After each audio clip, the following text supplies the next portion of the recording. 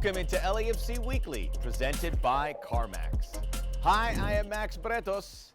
This is the show that gets you up close and personal to all things black and gold. Goalkeeper Hugo Lloris arrived ahead of the 2024 season, and he slid right into the starting lineup and into the clubhouse. And when you are a player who has participated in the biggest games on the planet, World Cup finals, Champions League final, your presence can carry a lot of weight with regards to being a good example. Lloris has met that standard on the field and off of it. And we go behind the crest with Hugo Lloris, presented by Carmax.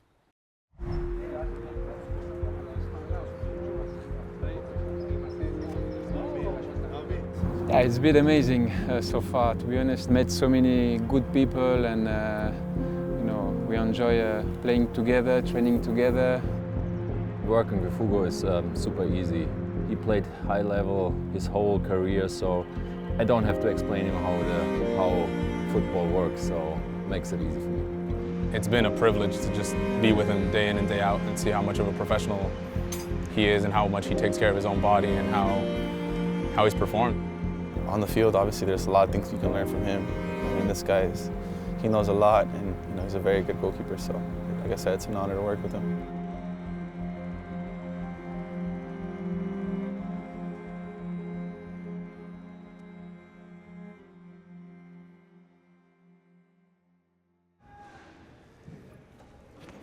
Good. 666, 631, 655, 656. Good. Yes, last one. Same. Almost, yeah. I think anytime when you're working with an experienced player like Hugo, with a lot of experience from the top level, good knowledge of his own body, I think everything comes along with discussing with the player and finding the best way that it works both what he thinks he needs and then what do I see from a practitioner's perspective or objective measures as well. We try to take into account obviously his position in the field, which is much different from a field player, much more explosive, more maybe vertical movements, and try to take that into account in his weekly preparation, so we make the best possible way for Hugo to perform on a match day. I do twice a week gym session, so there is a strength session and an explosive session, and it's part of the process, to keep the kind of maintenance for my body, for my legs. For me, my legs are so important, and I rely a lot towards my feet work, and I think in the gym I can get a lot. Sometimes it's better for me to spend a bit more time in the gym than outside. And it's just to find the right balance. But with time and experience, it gets easier to find it.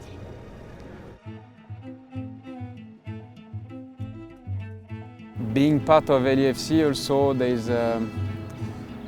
I need to think about myself because I want to stay competitive, but also I want to share my experience and I want to give back to football, what I received during many years. So that's why I'm really open to talk with AB and David, because the relation is really natural, and they have a lot of questions, and I think it's good, to chat.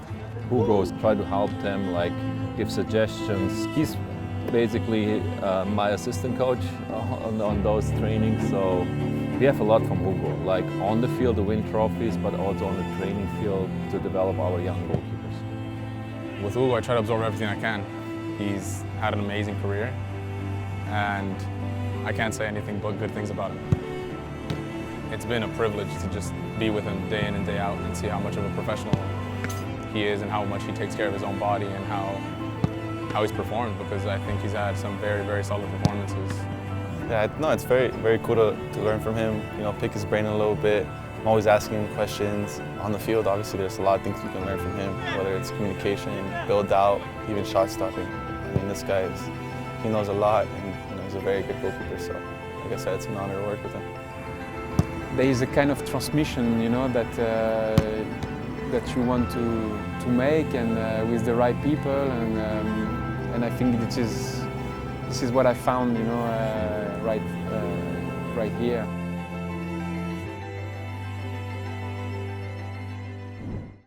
Coming up on LAFC Weekly presented by Carmax, we go inside Aaron Long's journey to the black and gold. LAFC Weekly is presented by Carmax, official used car retailer of LAFC. By BMO, official bank of LAFC. And by Pacific Office Automation. We have your office game plan.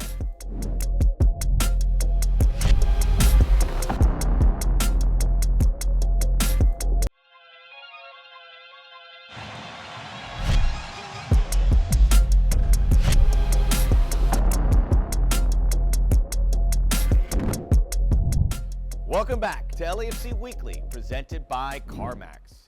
2024 marks the second season for Aaron Long at LAFC, and he has maintained his standard, which is to be one of the top center backs in Major League Soccer. His move to this elite club, which is also his local team, was a payoff for a decade of excellence and hard work for this player who has cleared every hurdle in his path. Aaron Long is this week's player profile, presented by Rockstar Energy Drink. Hello, my name is Aaron Long, defender for LAFC.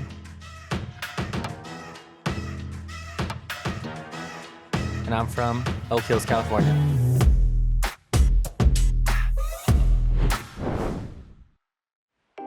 I began my professional career in 2014. I was coming out of college.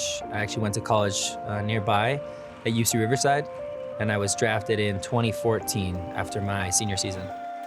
College was good for me. UCR being in a market that I could go and make an impact early on. So freshman year I did well. Sophomore year, junior year, senior year, I was super excited and had big expectations. I had a really good year. The whole team had a pretty good year. And the main goal was to get into the MLS Super Draft.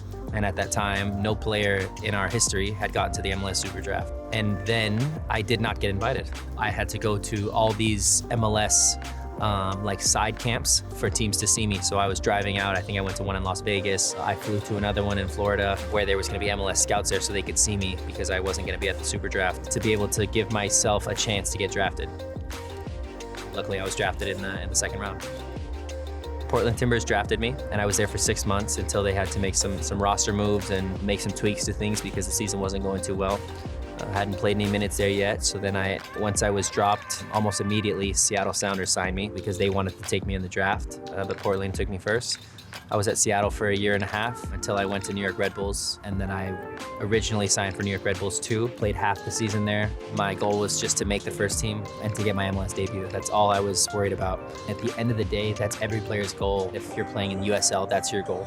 We ended up winning the USL Championship that year. I got USL Defender of the Year, and then the next year I moved into the first team as a starter. Since I moved here, life's been great. It's been amazing. I arrived here as a free agent. It was a pretty easy decision for me, knowing that my family was here and I could come home and have a special moment to play in my hometown for my home team, playing in front of these fans with my family in the crowd. And there's players all around the world that would do anything to go home and play for their hometown team and spend the time that I get to spend with my family. Outside of soccer, I don't have too many hobbies now that I'm a father. I come home from training and it's daddy daycare right away. Try to play with my kids a little bit, and then we do dinner time, and then we do bedtime routine, and that's kind of it. Before I had kids, I had a whole bunch of hobbies. I would hang out with my friends. I'd cook a lot. I played a lot of Fortnite actually. Now that's all gone by the wayside.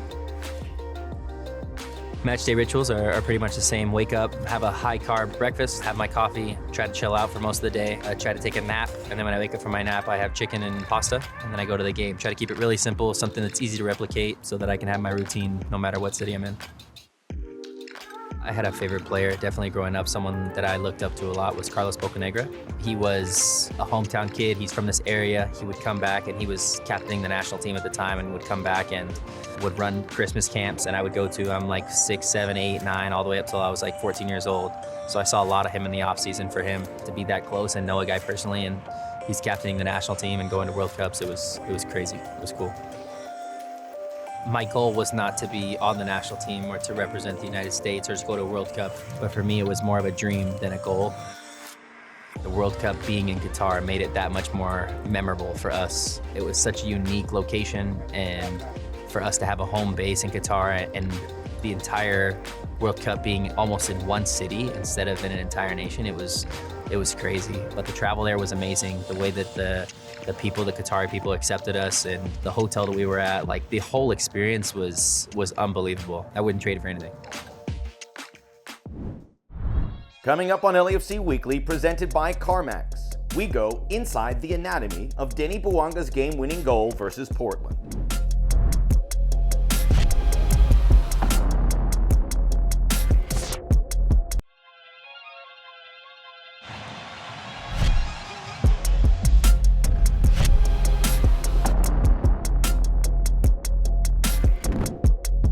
Welcome back to LAFC Weekly, presented by Carmax.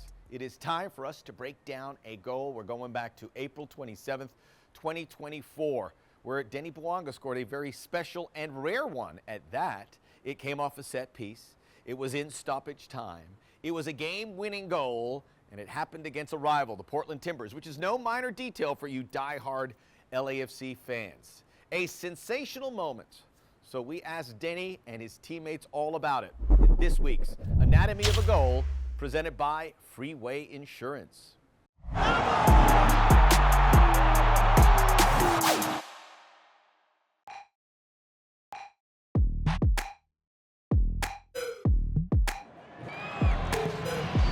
Twister's ball is good. Come on! Hugo! Bouanga!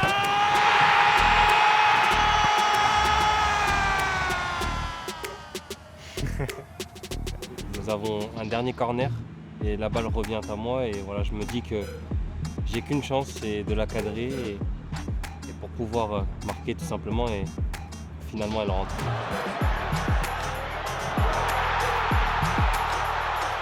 Yo primero veo el remate de Kai, yo dije gol. Twister's ball is good. Come on!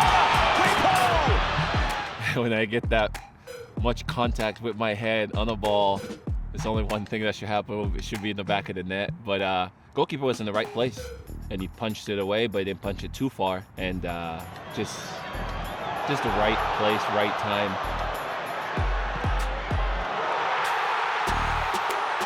Voilà, le deuxième ballon est souvent aussi très important, et donc je me concentre tout simplement sur où elle va arriver, et finalement voilà, elle arrive à moi, et j'essaye juste de la cadrer et de la mettre hors portée de Max, et finalement elle rentre dedans. The crazy thing is he's been talking at training since I've got here that he's hit the post like 6 times already. So I'm watching this ball almost in slow motion and going to go hit the post. In my head, I'm like, not the post again. And then when he hit, just coming back in, that was a good feeling.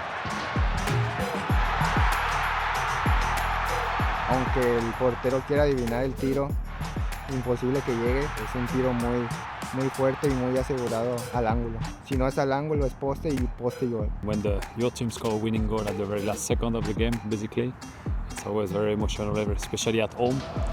So no, it was also one of my first games with LAFC, with a nice atmosphere. Like winning this kind of games at home, it's always something special. So it was just amazing.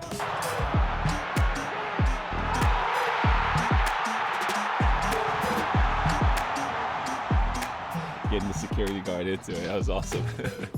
Just amazing, just to share this with a guy from the security, It was such a fun moment.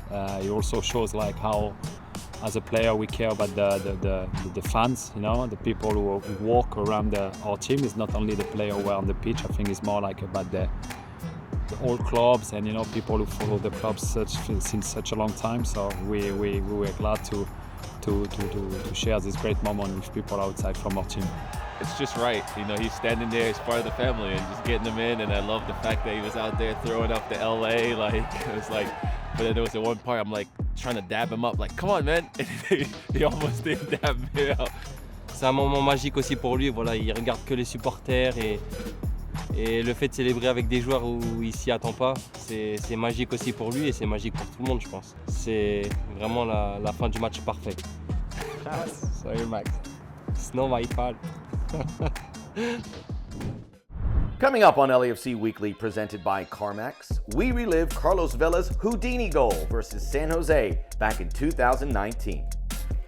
LAFC Weekly is presented by Carmax, official used car retailer of LAFC, by BMO, official bank of LAFC, and by Auto Collision Group, official auto collision center of LAFC.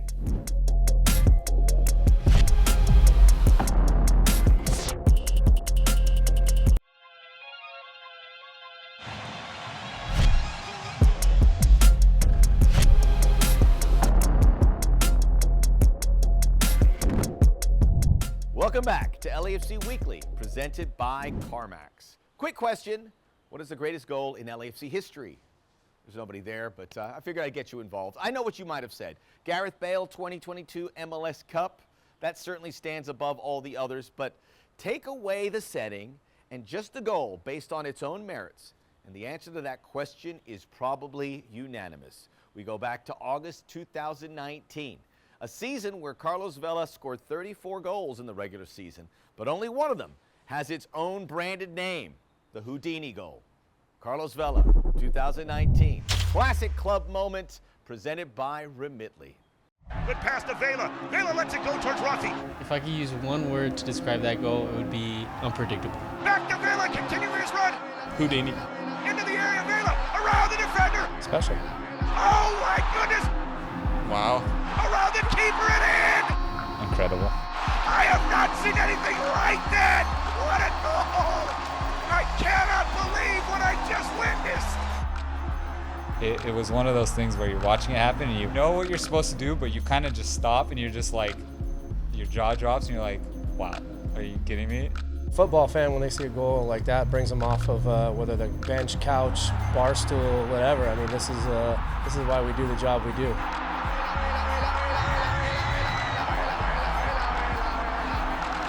That play was a little bit of transition both ways. You know, we kind of went at them, and then the ball gets played into Josh.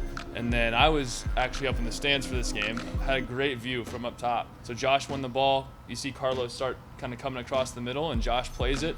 And then Carlos does a little wiggle with the right analog stick. Carlos has presence of mind, knows Diego's behind him to do a little dummy and kind of follow through and run towards goal. I didn't actually think he was going to do something like that. I actually thought he was going to take the ball with him, so nobody expected the little dummy that he does to Diego. And then once he spins, you can't really catch him, so he's out of the play. Diego gets the ball, plays it to Carlos. He says, see you later. And then it's Carlos with the magic, you know, going at the first defender and just shaking him. One more time, see you later. You never know with him. He's just very unpredictable. At the time, I was like, okay, when you pass the goalkeeper, I'm hoping you shoot it. And then just for fun, I'm just going to flick it over to the defender. Then the fact that he stops and doesn't put it in, it was reminiscent of the goal in San Jose where the goalie whiffed and he kind of held it on the line. So he did that again, and poor Lima comes sliding in. You have to as a defender, and he doesn't play it. He like lets him try to get up and poke it again, and he just scoops it in. Well, it was funny because I think I had like 3 or 4 of those moments because he kept like opening and closing his hips. So first is a dummy, you're like and then he gets it back, opens the hips, closes them, like no, and then like by that time you're standing up because you see it's just like one more defender than the goalie, and then he does it 1 or 2 more times, and you're just like looking at each other like, did that just happen? Yeah, just like, we'll see that a million times over on SportsCenter. One of our hometown teams here in LA, LAFC against San Jose. Boy, what a season Carlos Vela is having. What a goal. What a move. Other than the 5 million retweets of, on Twitter and all the posts on Instagram and stuff like that, I mean, it's just like I was just trying to like, what happened exactly? So you see it on ESPN, you see it on SportsCenter, you're like, yeah, I was on the field for that. I mean, it's also all over social media, so yeah, you stumbled upon it, yeah. But it was a great goal, yeah, so it's everywhere now. Vela, Vela, Vela, Vela, Vela. I think it was hilarious how many times the guy said Vela, Vela, Vela, Vela, Vela. Don't normally react so much, but I think it was a moment of the game as well. And the rhythm of the game, the timing of the game, it kind of sealed it for us. And to seal it with that kind of goal is everything we talk about. We talk about plays like this all the time and work on them in training, and then the rest comes with their imagination and their natural ability. And so when you see it kind of come to fruition, it's just like a total aha moment. He tormented a lot of their players on that play, and it's cool. Carlos deserves it. It was a fantastic goal and something that I think every player on that field will remember for their life. Is there some kind of nickname we can come up with for Carlos as well? Now you see me, now you don't. That's actually really good. I am afraid that is all the time we have for this week, but as a reminder, come out here to BMO Stadium and watch a game, or check out LAFC 2 if you're in Orange County playing at Titan Stadium in Fullerton. Go to LAFC.com for all the details. Until we meet again, this is Max Bretos saying, let's go, black and gold.